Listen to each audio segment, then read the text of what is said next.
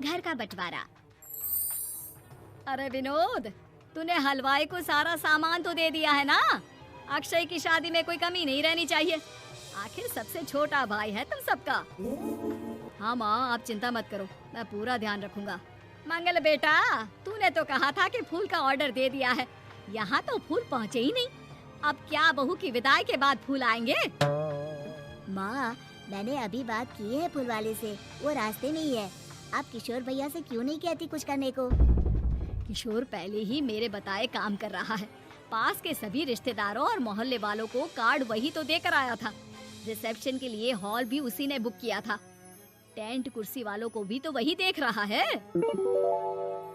पर कई मोहल्ले वाले तो हमारे भरे पूरे परिवार से जलते भी है, उन्हें बुलाने की क्या जरूरत थी? बेटा, शादी ब्याह में तो बुलाना ही पड़ता है, नहीं तो लोग क्या कहेंगे। दादी दादी देखो ना, हलवाई अंकल हमें लड्डू नहीं दे रहे, आप इनको डांटो ना। अरे चैन सुख दे देना बच्चों को लड्डू, क्यों तंग कर रहा है इन्हें? बीबी जी, मैं कहाँ मना कर रहा हूँ, लेकिन लड्डू बनते ही ये बच्चे उठा उठा कर खा लेते हैं। अरे मैं तो इन्हें थाल में रख के परोस भी नहीं पा रहा। भागो, अब कोल्ड ड्रिंक पीने चलते हैं। भागो भागो, अब कोल्ड ड्रिंक पीने चलते हैं। जैसे कि आप देख रहे हैं, आज इस घर के सबसे छोटे बेटे अक्षय की शादी है। घर में बहुत चहल पहल है। कुलभूषण की बीवी कमला को फुर्सत ही नहीं है कामों से, लेकिन कुलभूषण और घर के बाकी लोग कहाँ हैं? आइए देखते हैं। अजी, आप यहाँ आराम से बैठकर गाने सुन रहे हो और घर में अभी तक इतने काम बचे हैं करने को। अरे भाई, मेरे सबसे छोटे बेटे की शादी है, इसके बाद तो मैं अब चिंता मुक्त हो ही जाऊंगा। और फिर घर में तुम हो, बेटे बहुएं हैं, तुम लोगों के होते हुए मैं क्यों काम करूं?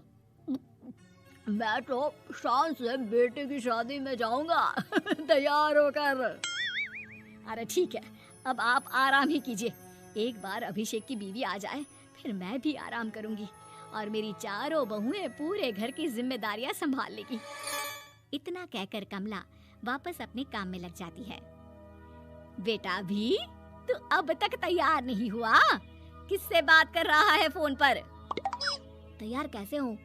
सैलून जाने से तो आपने मना किया है, क्योंकि मुझे हल्दी लग चुकी है। भाभीयों को देखो, सुबह से पार्लर में है। अक्षय की शादी हो जाती है और नंदिता बहू बनकर घर आ जाती है, लेकिन इस घर की खुशियों को मानो किसी की नजर लग गई थी। नंदिता के आने के बाद आए दिन घर की शांति भंग होती रहती। अपने माँ बाप की इकलौती बेटी को इतने बड़े परिवार की जिम्मेदारियाँ कहाँ संभालनी थी? अभी देखो ना, मेरे हाथों की मेहंदी भी अभी नहीं उतरी है और तुम्हारी मम्मी ने मुझे घर के कामों में लगा दिया। मैंने सोचा था कि घर की सबसे छोटी बहू होने के कारण मुझे सब पलकों पर बिठा के रखेंगे, पर यहाँ तो पलक झपकने की भी फुर्सत नहीं मिलती। देखो नंदू, शादी के पहले ही मेरे घर वालों ने तुम्हें और तुम्हारे पेरेंट्स को बता दिया था कि मैं जॉइंट फैमिली में रहता हूँ, तो फिर अब ये शिकायत क्यों? और फिर तुमसे पहले मेरी भाभी भी तो आई थी शादी करके, उन्होंने तो कभी कुछ नहीं कहा। नंदिता तब तो चुप हो जाती है, लेकिन ऐसा बहुत दिनों तक नहीं चलता। अरे नंदिता, माँ बाबूजी की दवाई का टाइम हो गया है, उन्हें दवाई दे आओ और उसके बाद सबके लिए नाश्ता बना देना। पर भाभी, मैं तो अभी अपना फेवरेट सीरियल देख रही हूँ, प्लीज मेरी जगह आप कर लो ना ये काम। ठीक है, मैं तेरी जगह माँ बाबूजी को दवाई दे आती हूँ और नाश्ता बना लेती हूँ। तू मेरी जगह पूरे घर की डस्टिंग करके पांचों बच्चों को स्कूल के लिए तैयार करके भेज देना और दोपहर का खाना बनाने के बाद कपड़े धोकर सुखा देना।